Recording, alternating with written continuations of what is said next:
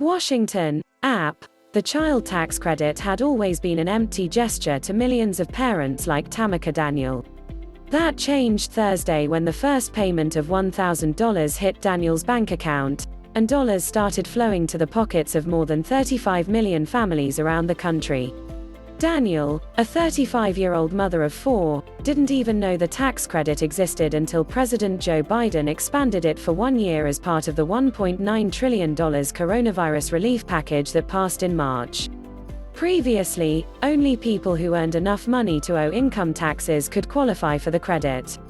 Daniel went nearly a decade without a job because her oldest son is autistic and needed her. So she got by on Social Security payments. And she had to live at Fairfield Courts, a public housing project that dead ends at Interstate 64 as the highway cuts through the Virginia capital of Richmond. But the extra $1,000 a month for the next year could be a life changer for Daniel, who now works as a community organizer for a Richmond nonprofit. It will help provide a security deposit on a new apartment.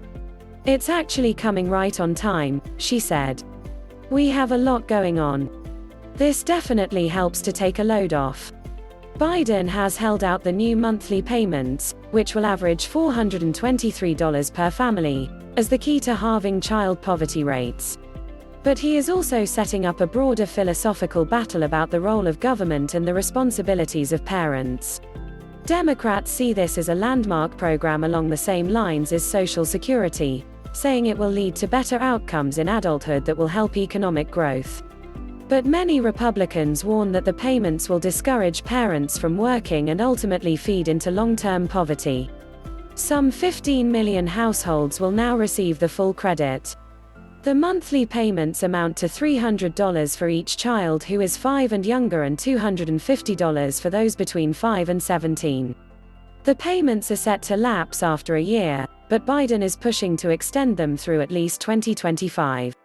The president ultimately would like to make the payments permanent, and that makes this first round of payments a test as to whether the government can improve the lives of families. Biden will deliver a speech Thursday at the White House to mark the first day of payments, inviting beneficiaries to join him as he seeks to raise awareness of the payments and push for their continuation.